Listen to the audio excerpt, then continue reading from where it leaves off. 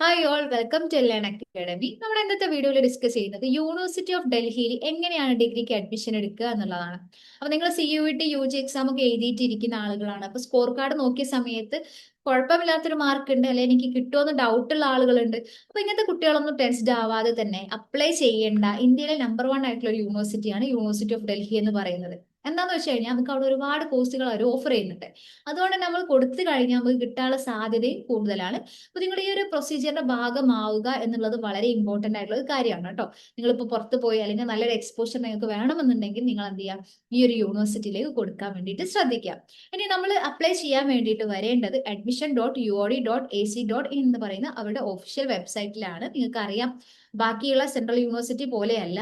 നമ്മളിപ്പം ഡൽഹി യൂണിവേഴ്സിറ്റിയിൽ വരുന്ന സമയത്ത് അവിടെ ഒരു CSAS പ്രൊസീജിയർ ആണ് അല്ലെ. നിങ്ങൾ ആ ഒരു ടേം ഒക്കെ കേട്ടിട്ടുണ്ടാവും. അപ്പം UG CSAS രജിസ്ട്രേഷൻ ലിങ്ക് നിങ്ങൾ ക്ലിക്ക് ചെയ്ത് കഴിഞ്ഞാൽ നമ്മൾ നേരെ എന്ത് ചെയ്യുക, രജിസ്റ്റർ ചെയ്യുക, ലോഗിൻ ചെയ്യുക, നമ്മുടെ ഒരു ആപ്ലിക്കേഷൻ തുടങ്ങുകയാണ് അല്ലെ.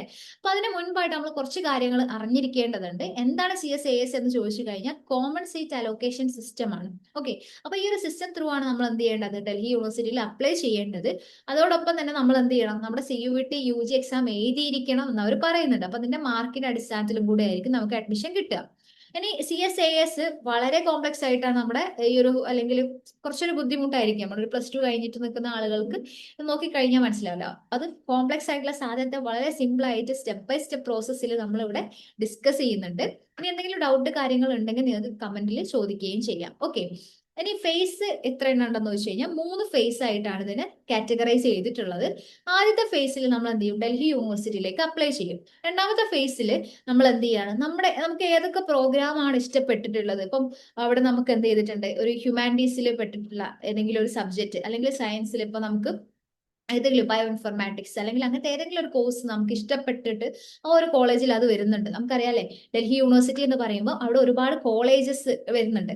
അപ്പോൾ ഇതിന്റെ ഒരു യൂണിവേഴ്സിറ്റിയിൽ തന്നെ ഒരുപാട് കോളേജസ് ഉള്ളത് കൊണ്ട് തന്നെ നമുക്ക് അവിടെ ഓരോ കോളേജിലും ഇന്ന പ്രിഫറൻസ്. ഇപ്പോൾ ഈ ഒരു പെർട്ടിക്കുലർ കോളേജിൽ നമുക്ക് എന്ത് ചെയ്യാൻ പറ്റും, ഹിസ്റ്ററിക്ക് കൊടുക്കാനായിട്ട് പറ്റും. ഫസ്റ്റത്തെ പ്രിഫറൻസ് അതാണ്. ഇപ്പൊ രണ്ടാമത്തെ പ്രിഫറൻസ് എന്ന് പറയുമ്പോൾ അടുത്തൊരു ക്യാമ്പസിൽ നമ്മൾ എന്ത് ചെയ്യാണ്, അടുത്തൊരു പ്രിഫറൻസ് കൊടുക്കുകയാണ്. അപ്പൊ ഈ രീതിയിൽ നമുക്ക് എത്ര വേണമെങ്കിലും ഈ ഒരു പ്രിഫറൻസ് ഫില്ല് ചെയ്യാനായിട്ട് പറ്റും. അപ്പൊ അതാണ് phase 2 എന്ന് പറയുന്നത്.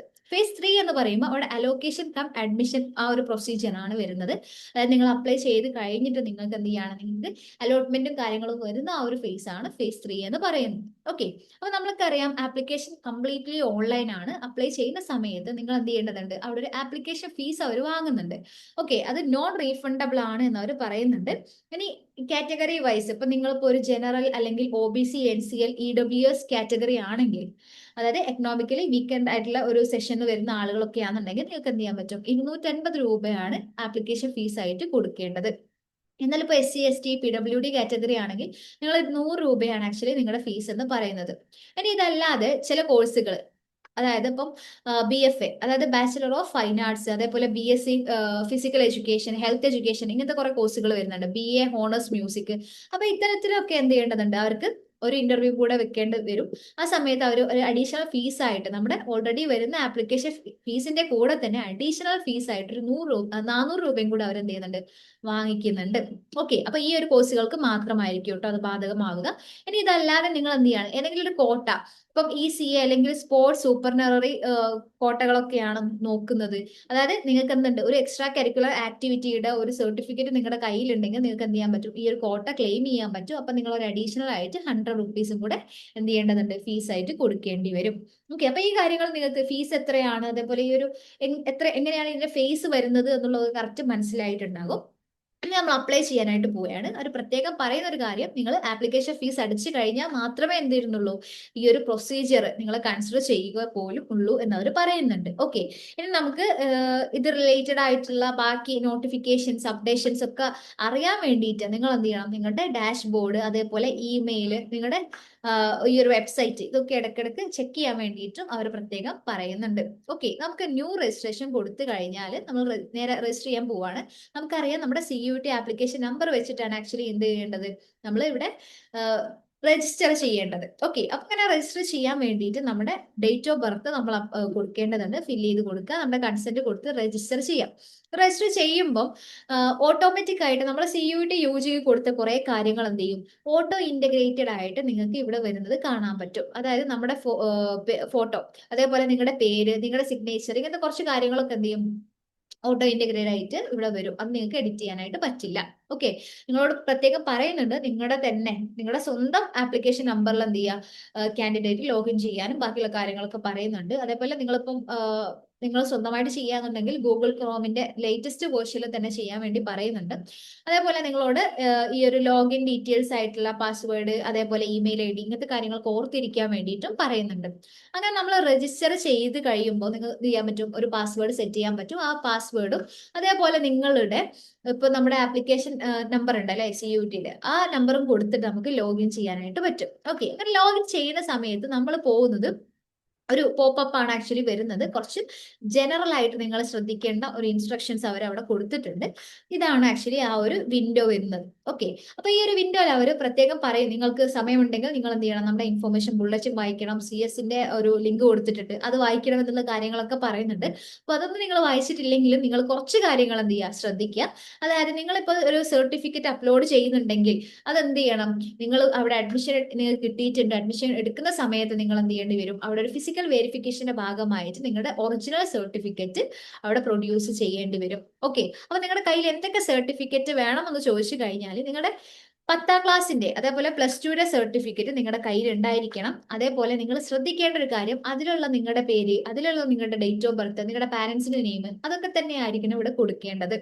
ഇനിയിപ്പോ SC ST അതേപോലെ NCL OBC category, EWS category, minority വേറെ ഏതെങ്കിലും വരുന്നുണ്ട്, PWD കാറ്റഗറി ഒക്കെ ആണെന്നുണ്ടെങ്കിൽ നിങ്ങൾക്ക് എന്ത് ചെയ്യാൻ പറ്റും, ആ ഒരു സർട്ടിഫിക്കറ്റ് വെച്ചിട്ട് നിങ്ങൾക്ക് ക്ലെയിം ചെയ്യാനായിട്ട് പറ്റും. അപ്പം ആ ഒരു സർട്ടിഫിക്കറ്റ് ഇഷ്യൂ ചെയ്യുന്നത് ആ ഒരു കോമ്പിറ്റന്റ് ആയിട്ടുള്ള ഇഷ്യൂയിങ് അതോറിറ്റിയിൽ നിന്നായിരിക്കണം എന്നുള്ളതാണ് നിങ്ങൾ ശ്രദ്ധിക്കേണ്ടത്. അതായത് ഇപ്പോൾ ഒരു OBC NCL കാറ്റഗറി ആണെന്നുണ്ടെങ്കിൽ നമ്മൾ ഒരു തഹസിൽദാർ ലെവലിലായിരിക്കണം ആ ഒരു സർട്ടിഫിക്കറ്റ് എന്ത് ചെയ്യേണ്ടത്, സൈൻ ചെയ്ത് ഇഷ്യൂ ചെയ്ത് തരേണ്ടത്.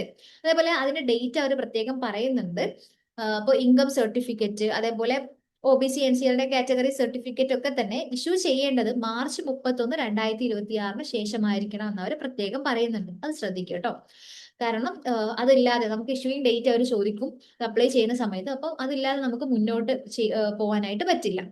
അപ്പം ഈ ഒരു സർട്ടിഫിക്കറ്റ് ഉണ്ടാക്കി വെക്കുക എന്നുള്ളതാണ് നിങ്ങൾ ആദ്യത്തെ സ്റ്റെപ്പ് എന്ന് പറയുന്നത്. ഈ സർട്ടിഫിക്കറ്റ് ഒക്കെ നിങ്ങളുടെ കയ്യിലുണ്ടോ എങ്കിൽ നമുക്ക് എന്ത് ചെയ്യാൻ പറ്റും, ഫർദർ ആയിട്ട് ആപ്ലിക്കേഷൻ മൂവ് ചെയ്യാനായിട്ട് പറ്റും.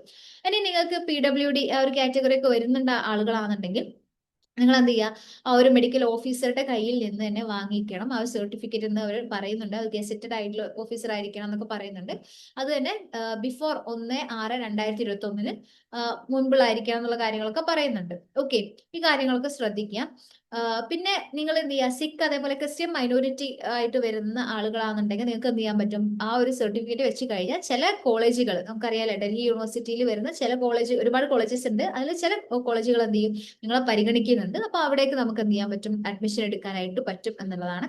സോ ഇതൊക്കെ വായിച്ചു കഴിഞ്ഞിട്ട് നമ്മൾ എന്ത് ചെയ്യണം, I have read the important information ഇവിടെ ക്ലിക്ക് ചെയ്തിട്ട് സബ്മിറ്റ് കൊടുത്തു കഴിഞ്ഞാൽ നിങ്ങൾ എന്ത് ചെയ്യുക, നിങ്ങളുടെ ഡാഷ് ബോർഡിലേക്കാണ് പോകുന്നത്. ഓക്കെ, അപ്പൊ നിങ്ങൾക്ക് ഇവിടെ ഇതേപോലെ നിങ്ങളുടെ ഒരു CUT ആപ്ലിക്കേഷൻ നമ്പറും കാര്യങ്ങളും കാണാൻ പറ്റും. ഈ ഒരു ഡാഷ്ബോർഡിൽ വരുന്ന സമയത്ത് ഇവിടെ പേഴ്സണൽ ഡീറ്റെയിൽ മുതൽ നമ്മൾ എന്ത് ചെയ്യണം, ഒരു ഫൈനൽ സബ്മിഷൻ വരെയുള്ള ഒരു 7 സ്റ്റെപ്പ് ഉണ്ട്. വളരെ സിമ്പിൾ ആണ്, നമ്മുടെ ബേസിക് ആയിട്ടുള്ള കാര്യങ്ങളാണ് ചോദിക്കുന്നത്. അത് ഫില്ല് ചെയ്ത് കൊടുക്കലാണ് നമ്മൾ അടുത്തതായിട്ട് വളരെ ശ്രദ്ധിച്ച് ചെയ്യേണ്ട ഒരു പരിപാടിയാണ് കേട്ടോ. ഓക്കെ, അവിടെ പേഴ്സണൽ ഡീറ്റെയിൽസിൽ നിങ്ങളുടെ പേര് അവിടെ വന്നിട്ടുണ്ടാവും, നിങ്ങളുടെ ഡേറ്റ് ഓഫ് ബർത്ത് വന്നിട്ടുണ്ടാവും. അതേപോലെ നിങ്ങൾ ഇന്ത്യയിലുള്ള സിറ്റിസൺ ആണ്, യെസ് എന്ന് കൊടുക്കാം. അതേപോലെ നിങ്ങളുടെ ഇമെയിൽ വന്നിട്ടുണ്ടെങ്കിൽ അതങ്ങനെ ഓക്കെയാണ്. അല്ലെങ്കിൽ നിങ്ങൾക്ക് എന്ത് ചെയ്യാൻ പറ്റും, ചേഞ്ച് ചെയ്യാൻ പറ്റും. പിന്നെ ഒരു ആൾട്ടർനേറ്റീവ് ഇമെയിൽ ഉണ്ടെങ്കിൽ അത് കൊടുക്കാം.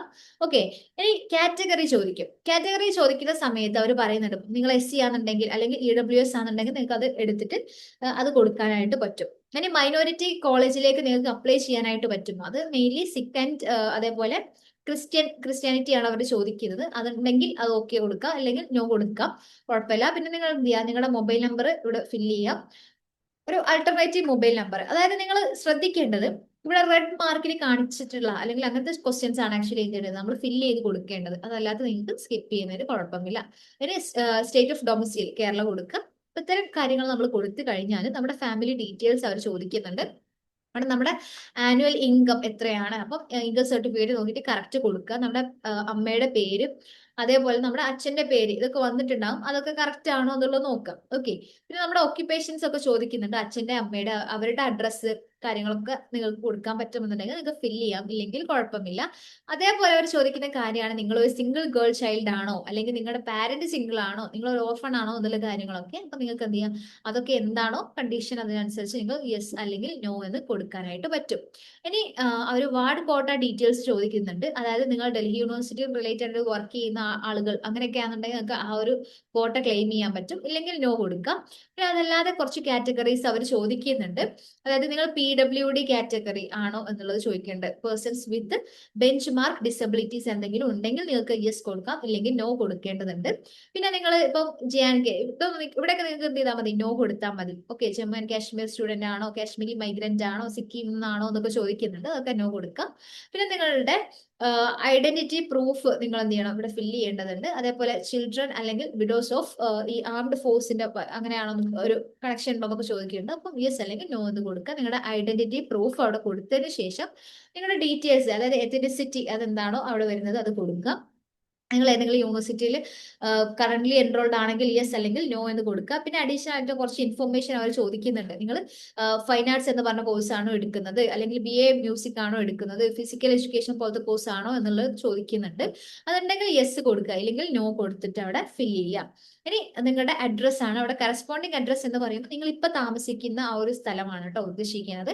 അപ്പോൾ അവിടെ നിങ്ങൾ എന്ത് ചെയ്യുക, നിങ്ങളുടെ ഈ ഒരു അഡ്രസ് ലൈൻ 1 എന്താണ് നിങ്ങളുടെ വീട്ടുപേര്, അതേപോലെ നിങ്ങൾ ബാക്കി ഡീറ്റെയിൽസ്, നിങ്ങളുടെ കൺട്രി, സ്റ്റേറ്റ് ഏതാണ്, സിറ്റി, പിൻകോഡ് കാര്യങ്ങളൊക്കെ കൊടുക്കുക. ഇത് തന്നെയാണ് നിങ്ങളുടെ പെർമനന്റ് ആയിട്ടുള്ള അഡ്രസ് എങ്കിൽ ഇവിടെ നിങ്ങൾ എന്ത് ചെയ്താൽ മതി, ക്ലിക്ക് ചെയ്താൽ മതി, ഇല്ലെങ്കിൽ നിങ്ങൾ എന്ത് ചെയ്യണം, സെപ്പറേറ്റ് ഫില്ല് ചെയ്യേണ്ടതുണ്ട്. ഇനി ഒരു കാര്യം ശ്രദ്ധിക്കേണ്ടത്, നിങ്ങളുടെ ബാങ്ക് ഡീറ്റെയിൽസ് കൊടുക്കുന്ന സമയത്ത് ഇത് റീഫണ്ട് ഒക്കെ വരണം എന്നുണ്ടെങ്കിൽ നിങ്ങൾ കൊടുത്തിട്ടുള്ള ബാങ്കിലേക്കായിരിക്കും ഈ ഒരു എമൗണ്ട് വരിക. ഓക്കെ. അപ്പോൾ ആ ഒരു ബാങ്ക് നിങ്ങൾ ഹോൾഡ് ചെയ്യാം, അല്ലെങ്കിൽ നിങ്ങളുടെ പാരന്റ്സിൻ്റെതായാലും കുഴപ്പമൊന്നുമില്ല. അപ്പൊ നിങ്ങൾ എന്ത് ചെയ്യുക, നിങ്ങളുടെ ബാങ്ക് അക്കൗണ്ട് കൊടുക്കുമ്പോൾ നിങ്ങളുടെ ഹോൾഡറുടെ പേര് കറക്റ്റ്, അക്കൗണ്ട് നമ്പർ കറക്റ്റ്, ഇങ്ങനത്തെ കാര്യങ്ങളൊക്കെ എന്ത് ചെയ്യാം, കറക്റ്റ് കൊടുക്കാൻ വേണ്ടി. IFSC കോഡ് ഇങ്ങനത്തെ തെറ്റ് വന്നു കഴിഞ്ഞാൽ നമുക്ക് റീഫണ്ട് ചോദിച്ചു കഴിഞ്ഞാൽ പോലും നമ്മളെ അക്കൗണ്ടിലേക്ക് എത്തില്ല. ഓക്കെ. അപ്പൊ നമ്മൾ എന്ത് ചെയ്യും, ഈ ഒരു സംഭവം കറക്റ്റ് ആയിട്ട് കൊടുക്കാൻ വേണ്ടിയിട്ട് ശ്രദ്ധിക്കുക. അത് കഴിഞ്ഞ് നമ്മൾ സബ്മിറ്റ് ചെയ്ത് കഴിഞ്ഞാൽ നമ്മുടെ പേഴ്സണൽ ഡീറ്റെയിൽസ് ഒക്കെ കഴിഞ്ഞു. ഓക്കെ. ഇനി നമുക്ക് പ്രിവ്യൂ ചെയ്തിട്ട് നമുക്ക് ഇതിൽ എന്തെങ്കിലും മിസ്റ്റേക്ക് എവിടെയെങ്കിലും വന്നിട്ടുണ്ടോ എന്നുള്ളത് റീഡ് ചെയ്യാം. അങ്ങനെ നമ്മളത് ഓക്കെ ആണ്, കുഴപ്പമൊന്നുമില്ല എന്നുണ്ടെങ്കിൽ നമുക്ക് നെക്സ്റ്റ് അടിച്ചിട്ട് മൂവ് ചെയ്യാം, ഇല്ലെങ്കിൽ നിങ്ങൾക്ക് എന്ത് ചെയ്യാൻ പറ്റും, ഇവിടെ എഡിറ്റ് ചെയ്യാനായിട്ട് പറ്റും. ഓക്കെ. അങ്ങനെ നമ്മൾ നെക്സ്റ്റ് അടിച്ചു മൂവ് ചെയ്യാണ്. അക്കാഡമിക് ഡീറ്റെയിൽസ് ആണ് നമ്മളോട് ഇവിടെ ഫില്ല് ചെയ്യാനായിട്ട് പറയുന്നത്. അപ്പോൾ അവർ കുറച്ച് കാര്യങ്ങൾ നമ്മളോട് പറയും. അതായത് 10th മുതലുള്ള ഡീറ്റെയിൽസ് ആണ് നമ്മൾ എന്ത് ചെയ്യേണ്ടത്, ഫില്ല് ചെയ്ത് കൊടുക്കേണ്ടത്. ഓക്കെ. അതായത് 10th ഡീറ്റെയിൽസ് എന്ന് പറയുമ്പോൾ നമ്മളോട് അവർ ചോദിക്കേണ്ടത് എത്ര പെർസെൻറ്റേജ് എന്നുള്ളത്. അപ്പം 2 ഡെസിമൽ പ്ലേസ് വരെ നിങ്ങൾ കറക്റ്റ് ആയിട്ട് തന്നെ, നിങ്ങൾ റൗണ്ട് ചെയ്യരുത് കേട്ടോ, റൗണ്ട് ചെയ്യാതെ തന്നെ നിങ്ങൾ കറക്റ്റ് എത്രയാണോ കിട്ടിയിട്ടുള്ളത് അത് കൊടുക്കുക. പിന്നെ 10th അവിടെ നമ്മുടെ +2 ആണ് ചോദിക്കുന്നത്. +2ന്റെ എക്സാമിനേഷൻ ഡീറ്റെയിൽസ് ചോദിക്കുന്നുണ്ട്. ഏതാണ് ബോർഡ്, ഇപ്പോൾ CBSE ആണോ അല്ലെങ്കിൽ കേരള സ്റ്റേറ്റ് ആണോ എന്നുള്ളത് കൊടുക്കുക. നിങ്ങളുടെ റിസൾട്ട് സ്റ്റാറ്റസ് എന്താണ്, വെയിറ്റിംഗ് ആണെങ്കിൽ അങ്ങനെ കൊടുക്കാം. പിന്നെ നിങ്ങളുടെ റോൾ നമ്പർ ചോദിക്കുന്നുണ്ട്. ഇയർ ഓഫ് പാസിംഗ് ഇയർ ആയിരിക്കുമല്ലോ, അപ്പം അത് നിങ്ങൾ കറക്റ്റ് കൊടുക്കാം.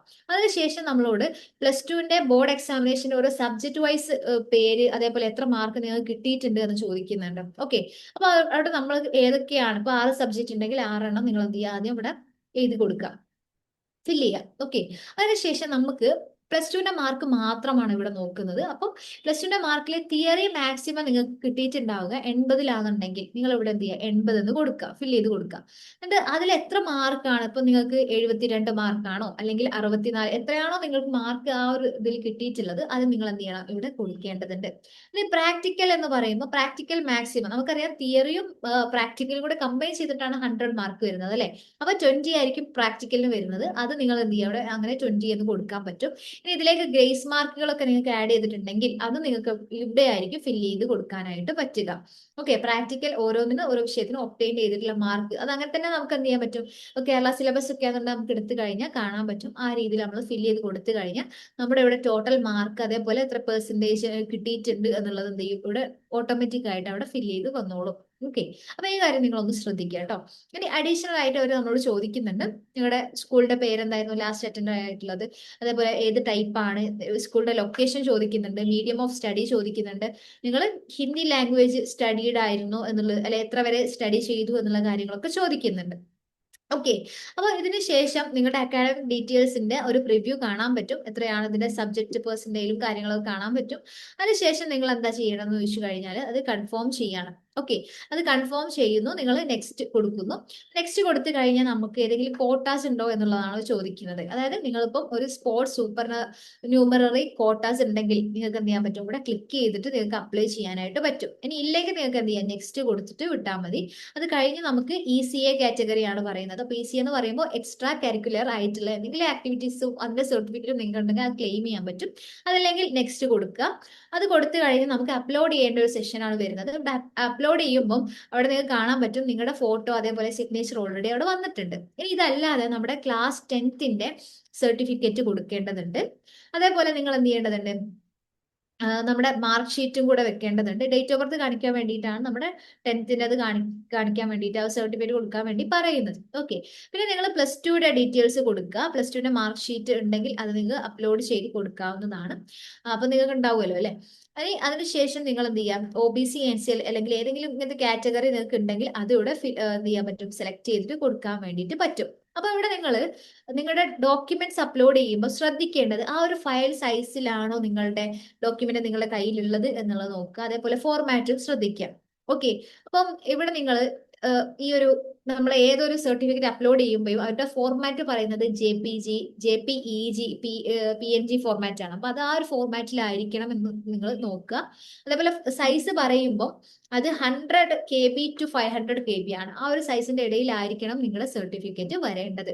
ഓക്കെ, അപ്പൊ നമ്മൾ അപ്ലോഡ് ചെയ്ത് കഴിഞ്ഞു. അപ്ലോഡ് ചെയ്ത് കഴിഞ്ഞാൽ പിന്നെ നമുക്കൊരു പ്രിവ്യൂ ആണ് വരുന്നത്. ടോട്ടലായിട്ട് നമുക്ക് കാണാൻ പറ്റും. എന്തെങ്കിലും ചേഞ്ചസ് വരുത്തണം എന്നുണ്ടെങ്കിൽ നിങ്ങൾക്ക് എന്ത് ചെയ്യാൻ പറ്റും, അവിടെ ചേഞ്ച് കൊടുക്കാനായിട്ട് പറ്റും കേട്ടോ. ഈ രീതിയിലേക്ക് മോഡിഫൈ ദ സെക്ഷൻ എന്ന് പറഞ്ഞിട്ട് എഡിറ്റ് ചെയ്യാനായിട്ട് പറ്റും. ഇനി കുഴപ്പമൊന്നുമില്ല, ഓക്കെ ആണെന്നുണ്ടെങ്കിൽ നിങ്ങൾ എന്ത് ചെയ്യാണ്, ഡിക്ലറേഷൻ കൊടുക്കുകയാണ്. I agree കൊടുത്ത് സബ്മിറ്റ് കൊടുത്തു കഴിഞ്ഞാൽ നിങ്ങൾ എന്ത് ചെയ്യാണ്, വെരിഫിക്കേഷൻ അഗൈൻ ഒന്ന് ചോദിക്കുന്നുണ്ട്. നിങ്ങളുടെ പേര് ഇതാണോ, അതേപോലെ നിങ്ങളുടെ ഈ ഒരു ഡേറ്റ് ഓഫ് ബർത്ത് ഇതാണോ, OBC NCL അല്ലെങ്കിൽ ഏതാണോ കാറ്റഗറി എന്നുള്ളതൊക്കെ ചോദിക്കുന്നുണ്ട്. അവിടെ നിങ്ങൾ എന്ത് ചെയ്യുക, ഈ ഒരു ചെക്ക് ബോക്സ് ഒക്കെ ടിക്ക് ചെയ്ത് കഴിഞ്ഞാൽ നിങ്ങൾക്ക് എന്ത് ചെയ്യാൻ പറ്റും, വെരിഫിക്കേഷൻ ചെയ്യാനും പേയ്മെന്റ് ഡീറ്റെയിൽസിലേക്കുമാണ് പിന്നീട് പോകുന്നത്. ഓക്കെ, അപ്പോൾ ഇവിടെ നിങ്ങൾക്ക് ക്ലിക്ക് ഹിയർ ടു പേ എന്ന് കാണാൻ പറ്റും. അപ്പൊ നിങ്ങൾ എന്ത് ചെയ്യുക, ഡയറക്റ്റ് ആയിട്ട് പേയ്മെന്റിലേക്ക് പോവുക. നിങ്ങൾക്ക് അവിടെ ഏത് ഗേറ്റ് വേ ത്രൂ നിങ്ങൾക്ക് പേയ്മെന്റ് നടത്താം എന്നുള്ളത് കാണാൻ പറ്റും. അത് നിങ്ങൾക്ക് എന്ത് ചെയ്യാം, ഇപ്പൊ UPI ആണെന്നുണ്ടെങ്കിൽ അത് ചൂസ് ചെയ്തിട്ട് നിങ്ങൾക്ക് പേയ്മെന്റ് കൊടുക്കാനായിട്ട് പറ്റും. അപ്പൊ ഇത്രയാണ് നമ്മുടെ phase 1 എന്ന് പറയുന്നത്. അപ്പൊ phase 2 എന്ന് പറയുമ്പോൾ അവിടെ നിങ്ങൾക്ക് ഇഷ്ടപ്പെട്ടിട്ടുള്ള കോഴ്സുകൾ ഉണ്ടാവും അല്ലെ. ആ കോഴ്സുകൾ ഏതൊക്കെ കോളേജിലുണ്ട് എന്നുള്ളത് നോക്കുക. അല്ലെങ്കിൽ ഏതാണ് ബെസ്റ്റ് ആയിട്ട് നിങ്ങൾക്ക് ആപ്റ്റ് ആയിട്ട് പോകാൻ പറ്റുന്ന കോമ്പിനേഷൻസ് എക്സാം എഴുതിയതിന്റെ അടിസ്ഥാനത്തിൽ എന്നുള്ളത് നിങ്ങൾക്ക് എന്ത് ചെയ്യാൻ പറ്റും, നോക്കിയിട്ട് സെലക്ട് ചെയ്തിട്ട് നിങ്ങളുടെ കയ്യിൽ എന്ത് വേണം, ആ ഒരു ലിസ്റ്റ് വേണം. അത് വെച്ചിട്ട് നമ്മൾ എന്ത് ചെയ്യണം, ആ ഒരു പ്രിഫറൻസ് കൊടുക്കുന്നതാണ് phase 2 എന്ന് പറയുന്നത്. ഓക്കെ, അപ്പൊ ആ ഒരു phase 2 നിങ്ങൾ എന്ത് ചെയ്യാം, ഏതെങ്കിലും കോഴ്സ് എടുക്കുന്നത്, അല്ലെങ്കിൽ ഞാൻ ഈ ഒരു എക്സാംസ് ആണ് എഴുതിയിട്ടുള്ളത്, ഇത് വെച്ച് നിങ്ങൾക്ക് ഏത് കോഴ്സ് കിട്ടും എന്തെങ്കിലും ഡൗട്ടും കാര്യങ്ങളും ഉണ്ടെങ്കിൽ എന്ത് ചെയ്യാം, നമ്മുടെ കമന്റ് സെഷനിൽ നിങ്ങൾ ചോദിച്ചാൽ മതി. അതേപോലെ ഹെൽപ്പ് ഡെസ്ക് ഉണ്ട്, അതിന്റെ ഡീറ്റെയിൽസും കാര്യങ്ങളും നമ്മൾ എന്ത് ചെയ്യുന്നുണ്ട്, അവിടെ കൊടുക്കുന്നുണ്ട്. ഓക്കെ, അപ്പൊ അവിടെ കയറിയിട്ട് ആ ഒരു ഗ്രൂപ്പിലേക്ക് ജോയിൻ ചെയ്യാനായിട്ട് പറ്റും. ഇനി ഇതല്ലാതെ ഒരു കാര്യം കൂടെ പറയാനുള്ളത്, ഇപ്പം ഏതൊക്കെ കോഴ്സുകൾ, അതേപോലെ എങ്ങനെയാണ് സീറ്റിന്റെ ഒരു മെട്രിക്സ് എന്നുള്ളത് നിങ്ങൾക്ക് ഇവിടുന്ന് ഒരു ഐഡിയ കിട്ടും. അതായത് ഓരോ കോളേജുകളും, ഇപ്പം ആര്യഭട്ട കോളേജ് ഇവിടെ കൊടുത്തിട്ടുണ്ട്. ആ ഒരു കോളേജിലുള്ള പ്രോഗ്രാംസ് ആണ് ആക്ച്വലി ഇവിടെ. ഇപ്പൊ ഇംഗ്ലീഷ് ഉണ്ട്, ഹിന്ദി ഉണ്ട്, ഹിസ്റ്ററി ഉണ്ട്, പൊളിറ്റിക്കൽ സയൻസ് ഉണ്ട്. അപ്പൊ ഇതിലൊക്കെ എങ്ങനെയാണ് നമുക്ക് ഓരോ കാറ്റഗറിക്കും വരുന്ന ആ ഒരു ഡിസ്ട്രിബ്യൂഷൻ എന്നുള്ളത് കൊടുത്തിട്ടുണ്ട്. ഓക്കെ, അപ്പൊ അത് അടിസ്ഥാനത്തിൽ നിങ്ങൾക്ക് ചെക്ക് ചെയ്യാനായിട്ട് പറ്റും കേട്ടോ. ഓക്കെ, ഈ കാര്യം നിങ്ങളൊന്ന് ശ്രദ്ധിക്കുക. അതോടൊപ്പം തന്നെ വേറൊരു കാര്യം പറയാനുള്ളത്, ഇപ്പം ഡേറ്റ് അല്ലെ, അതായത് നമുക്ക് ഇപ്പൊ ഏതെങ്കിലും കാറ്റഗറി സർട്ടിഫിക്കറ്റ് ഉണ്ടെങ്കിൽ ആ ഒരു സർട്ടിഫിക്കറ്റ് റെഡിയാക്കുക. ഇപ്പം OBC NCL ആണെന്നുണ്ടെങ്കിൽ അല്ലെങ്കിൽ SC/ST കാറ്റഗറി ആണെന്നുണ്ടെങ്കിൽ നിങ്ങൾ എന്ത് ചെയ്യണം, അത് ശരിയാക്കണം. അതിനുശേഷമാണ് നമ്മൾ എന്ത് ചെയ്യേണ്ടത്, അപ്ലൈ ചെയ്യേണ്ടത് അല്ലെ. അങ്ങനെ അപ്ലൈ ചെയ്തിട്ട് നിങ്ങൾ വരുന്നത് phase 2ലേക്കാണ്. ഓക്കെ, അങ്ങനെ phase 2ൽ എത്തിക്കഴിഞ്ഞാൽ അവർ ഡേറ്റ് കറക്റ്റ് പറയുന്നുണ്ട്. നമ്മുടെ രജിസ്ട്രേഷൻ ഓഫ് phase 2 എന്ന് പറയുന്നത് ഓൾറെഡി സ്റ്റാർട്ട് ചെയ്തിട്ടുണ്ട്. ജൂലൈ 3 മുതൽ സ്റ്റാർട്ട് ചെയ്തിട്ടുണ്ട്. എന്ന് വരെയാണ് നമുക്ക് പറ്റുക എന്ന് ചോദിച്ചു കഴിഞ്ഞാൽ സാറ്റർഡേ ജൂലൈ 11, 2026 വരെയാണ് എന്നുള്ളതാണ്. സമയം നോക്കണം, 11:59 PM വരെയാണ് നമുക്ക് എന്ത് ചെയ്യാൻ പറ്റുക, എഡിറ്റ് ചെയ്യാനായിട്ട് പറ്റുക. ഈ ഒരു ഫില്ല് ചെയ്യുന്ന കണ്ടീഷൻ അല്ലെ, നമ്മുടെ പ്രിഫറൻസ് ചേഞ്ച് ചെയ്യുന്ന ഒരു കണ്ടീഷൻ. അപ്പൊ നിങ്ങൾ ലാസ്റ്റ് എന്താണോ എഡിറ്റ് ചെയ്ത് വെച്ചിട്ടുള്ളത് അതായിരിക്കും നിങ്ങളുടെ പ്രിഫറൻസ് ലിസ്റ്റ് എന്ന് പറയുന്നത്. ഓക്കെ, പിന്നെ നമുക്ക് കറക്ഷൻ വിൻഡോ അവർ ഓപ്പൺ ആക്കി തരും എന്ന് പറയുന്നുണ്ട്. അതായത് കറക്ഷൻ വിൻഡോ ആക്ച്വലി അതെന്താണ് 10ാം തീയതി മുതലാണ് ആക്ച്വലി നിന്നത് ഓപ്പൺ ആക്കി തരുന്നത്. ഓക്കെ. ഇതിന് ശേഷം നമ്മുടെ റാങ്ക് ലിസ്റ്റും കാര്യങ്ങളൊക്കെ എന്ത് ചെയ്യും പിന്നീട് അറിയിക്കുകയാണ് ചെയ്യുക. നിങ്ങൾക്ക് അതിനനുസരിച്ച് പിന്നെ എന്ത് ചെയ്യുക, നമ്മൾ ഫേസ് 3ലേക്ക് പോവുകയാണ് ചെയ്യുന്നത്. ഇപ്പൊ നിങ്ങൾക്ക് ഒരു ക്യാമ്പസ് ഇഷ്ടമായിട്ടുണ്ടെങ്കിൽ നിങ്ങൾക്ക് എന്ത് ചെയ്യാം, അത് കിട്ടി, ഓക്കെ, അത് ഓക്കെ ആണെന്നുണ്ടെങ്കിൽ നിങ്ങൾക്ക് അക്സെപ്റ്റ് ചെയ്യാം. നിങ്ങൾക്ക് അത് ഓക്കെ അല്ലെങ്കിൽ നിങ്ങൾക്ക് എന്ത് ചെയ്യാൻ പറ്റും, അത് ജസ്റ്റ് ചെയ്ത് എന്ത് ചെയ്യുക, അക്സെപ്റ്റ് ചെയ്തിട്ട് അടുത്തതിലേക്ക് ഹയർ ഓപ്ഷൻസിലേക്ക് നിങ്ങൾക്ക് മൂവ് ചെയ്യാനായിട്ട് പറ്റും. ഓക്കെ. അപ്പൊ ഇത്തരം കാര്യങ്ങൾ എന്തെങ്കിലും ഡൗട്ട് കാര്യങ്ങൾ ഉണ്ടെങ്കിൽ നിങ്ങൾക്ക് എന്ത് ചെയ്യാം, നമ്മുടെ ഈ ഒരു കമന്റ് സെക്ഷനിൽ അല്ലെങ്കിൽ ബാക്കി കാര്യങ്ങൾ ചോദിക്കാവുന്നതാണ്. പ്രിഫറൻസ് സെലക്ഷൻ കാര്യങ്ങൾ നമ്മൾ പറഞ്ഞു, അപ്ഗ്രേഡ് പ്രൊസീജിയേഴ്സും നമ്മൾ അതിൽ എന്ത് ചെയ്തിട്ടുണ്ട്, പറഞ്ഞിട്ടുണ്ട്. ഇപ്പൊ നിങ്ങൾക്ക് ഫ്രീസ് ചെയ്തിട്ട് മുന്നോട്ട് പോകാൻ വേണ്ടിയുള്ള ഓപ്ഷനും കാര്യങ്ങളൊക്കെ അവിടെ വരുന്നുണ്ട് കേട്ടോ. ഓക്കെ. അപ്പൊ ഇത്രയാണ് നമ്മുടെ ഇന്നത്തെ വീഡിയോയിൽ പറയാനുള്ളത്. ഇനി എന്തെങ്കിലും ഡൗട്ട് ഉണ്ടെങ്കിൽ നിങ്ങൾക്ക് ചോദിക്കാം. എഗൈൻ ഞാൻ പറയാണ്, നിങ്ങൾക്ക് ചോദിക്കാം. That's all about. Thank you for watching.